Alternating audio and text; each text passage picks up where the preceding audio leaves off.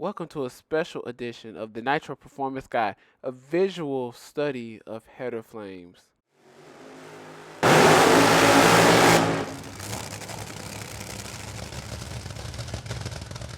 So let's start with this clip from the Midwest Nationals, and I added this clip so you can see one of the sides of the cars while the 12,000 horsepower engine runs.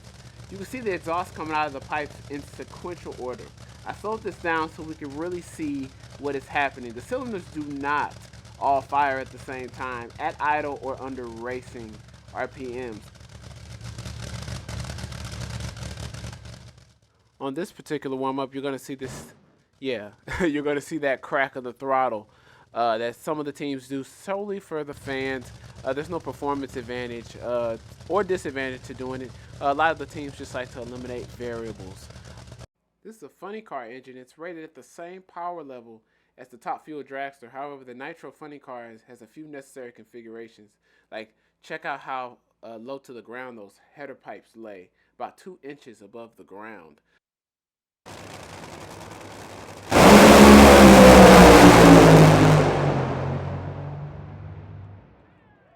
The fire that you see is coming from the slow-burning nitro coming out of the pipes from the engine's internal combustion.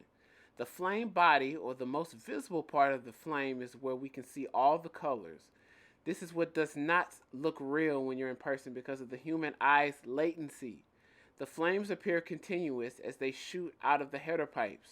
The pulses are hitting the air with such force under full power to the rhythm of the combustion. This is why we have such intense vibrations when the cars hit the gas. You can feel the internal combustion of this massive engine through an intense vibration.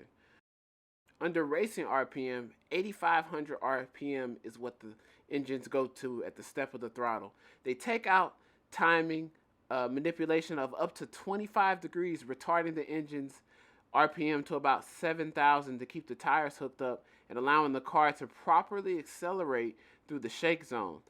The engine's power is taken out, then gradually added back. The flames remain tall, pouring out of the header pipes as the power and fuel starts pouring into the engine, making the flames more defined. The flame tips are dancing in the air as the car is accelerating through the clutch stages. The entire stack of flame is vibrating due to the sheer force of the exhaust hitting the air. The header fire appears as a luminescent, continuous reverse waterfall of forceful luminance. The colors are different depending on a couple factors. Combustion mechanics. Whites and purples are more visible when the sky is dark. Peaches, golds, oranges are all characteristics of nitro burning mechanics.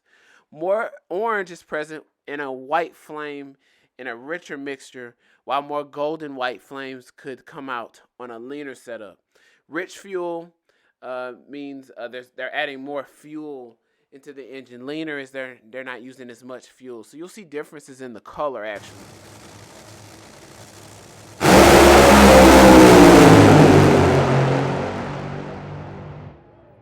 Look at Justin Ashley get the jump off the line with both cars' header flames dancing in the air. But Billy quickly makes up the stagger on Justin by 60 feet. They stay next to each other the entire trip down the racetrack with the header fire shooting way above the roof. On the top fuel car, it's the wing. The header flames dance the entire way, and Billy gets him on the end, getting to the finish line quicker than Justin Ashley, but the header flames dance the entire trip down the racetrack, hitting the air, pulsing the air, vibrating the air. Take a look at Brittany Force complete this run in Gainesville, Florida in early 2021. Take a look at how the header flames look there, and you're going to see the sun beaming through the header flames. You're going to see they appear translucent. The flame body is still very visible with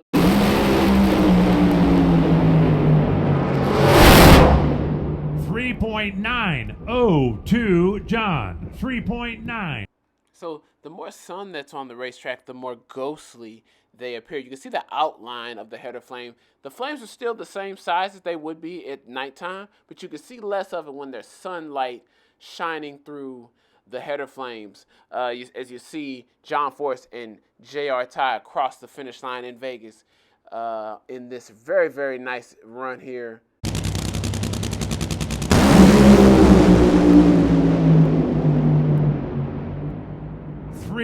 393, 328, John.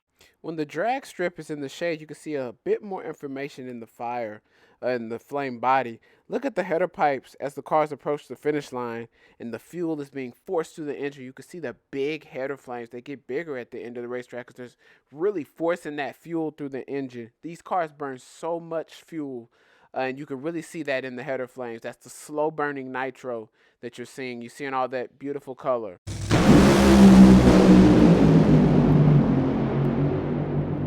374 to a 375. Well, Connie's got. So that ghostly aspect is really apparent when you're in person. The flames don't appear real. They're continuous because of our eyes' latency. We can't really see the pulses, which is the initiation of the fire, but we can see that big flame body and we can see the tips dancing in the air as the car accelerates through the finish line. Take a look at this next clip with Robert Height and J.R. Todd. You're going to see the header fire start to get more defined as the cars approach the finish line. So you see that it's quite translucent. You see the header flame start to change right there as the car is approaching the 330-foot mark. Look at how defined they look right there as the fuel is just being forced through the engine. The flames kind of get a little dirty at the end because it's the car hits the rev limiter. He puts out a couple cylinders and the flames get wacky.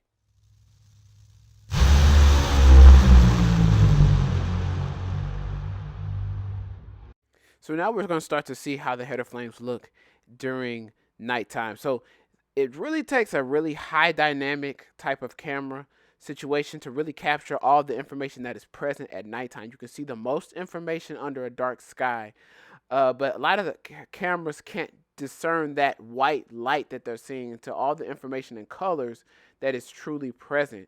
In this clip with Sean Langdon making a pass to Stampede of Speed in 2021, look at the colors. You can see some of the peaches. You can see the light oranges. The white is just a pure white light.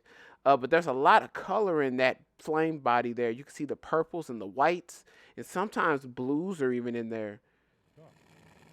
LB's a pound.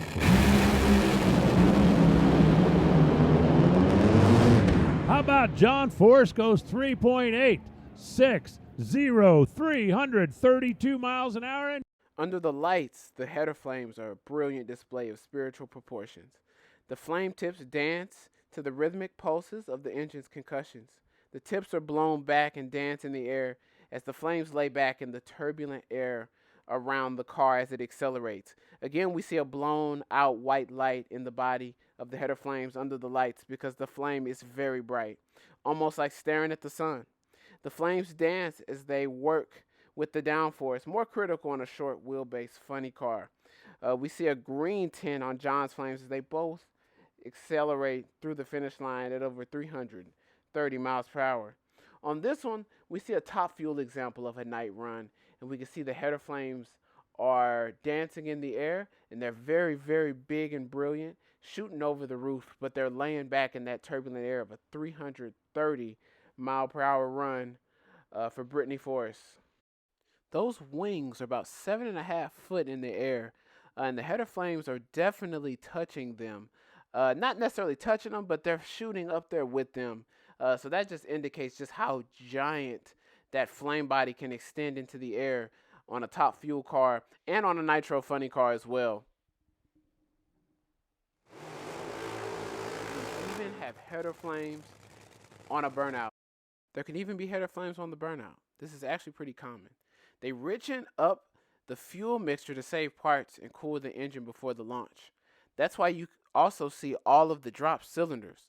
These are super slow motion shots from NHRA, and you can see the pulses coming from the pipes. And we know that that is the initiation of the fire because the engine is turning and the cylinders are firing at 8,000 RPM at the step of the throttle. And all of the cylinders do not fire at the same time, even though to our eyes it appears continuous. We can feel each of those cylinders firing. And you can see it in the flame stack.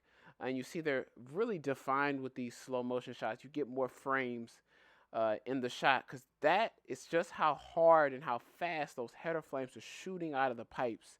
It's the unburned nitro coming out of the pipes.